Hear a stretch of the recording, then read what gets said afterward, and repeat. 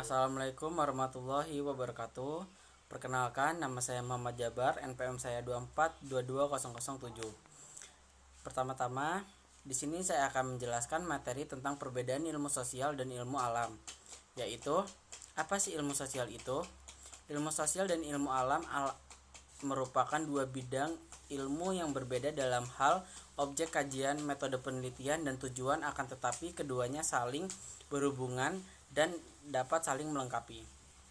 Definisi ilmu sosial. Ilmu sosial memperilaku manusia dan interaksinya dalam konteks sosial.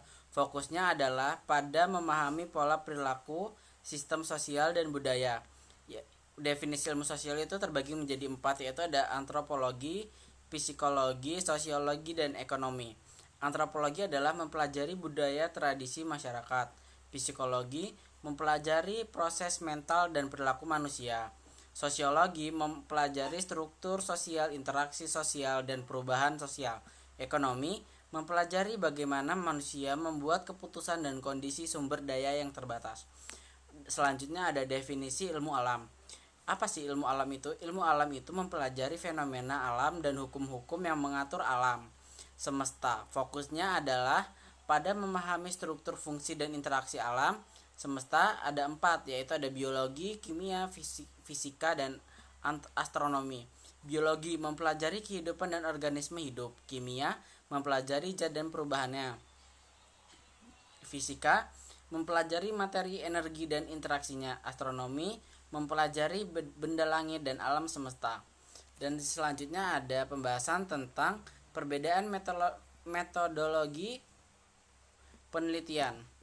Apa sih artinya? Ilmu sosial dan ilmu alam menggunakan metodologi penelitian yang berbeda. Ilmu sosial lebih banyak menggunakan metode kualitatif, dan sedangkan ilmu alam lebih banyak menggunakan metode kuantitatif.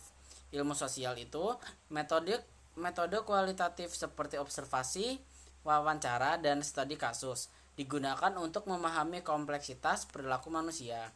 Ilmu alam metode kuantitatif seperti eksperimen, pengukuran, dan analisis data numerik digunakan untuk menguji hipotesis dan menghasilkan data yang dapat diukur.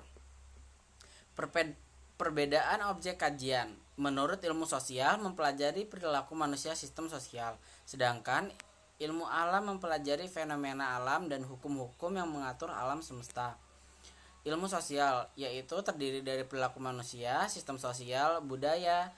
Selanjutnya ada ilmu alam, yaitu ada benda langit, tumbuhan, dan hewan.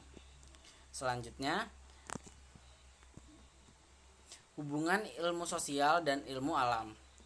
Hubungannya apa sih? Ilmu sosial dan ilmu alam saling terkait dan saling mempengaruhi pemahaman tentang perilaku manusia dan sistem sosial, dapat membantu dalam memahami dan memecahkan masalah seperti lingkungan, yaitu terbagi menjadi 3, yaitu ada ilmu sosial, ilmu alam, dan kolaborasi. Ilmu sosial itu mempelajari tentang bagaimana manusia berinteraksi dengan lingkungan. Ilmu alam mempelajari sistem alam dan dampak manusia terhadap lingkungan. Kolaborasi membantu dalam mencari solusi untuk memecahkan lingkungan dan sosial. Selanjutnya, saling melengkapi dan berkolaborasi, yaitu ilmu sosial dan ilmu alam dapat saling melengkapi dan berkolaborasi dalam mencari solusi untuk berbagai masalah. Selanjutnya, seperti perubahan iklim, kemiskinan, dan penyakit. Perubahan iklim itu apa sih? Pengertian dari perubahan iklim adalah ilmu sosial dapat membantu dalam memahami dampak perubahan menggunakan solusi teknologi iklim manusia, sedangkan ilmu alam dapat membantu dengan mengembangkan solusi teknologi. Kemiskinan, ilmu sosial dapat membantu dalam memahami faktor-faktor yang menyebabkan kemiskinan. Dapat membantu dalam mengembangkan teknologi yang meningkatkan produktivitas. Penyakit, ilmu sosial juga dapat membantu dalam memahami perilaku manusia yang terkait dengan penyakit, sedangkan ilmu alam dapat membantu dan mengembangkan vaksin dan pengobatan. Kesimpulannya, pentingnya integrasi ilmu sosial dan ilmu alam.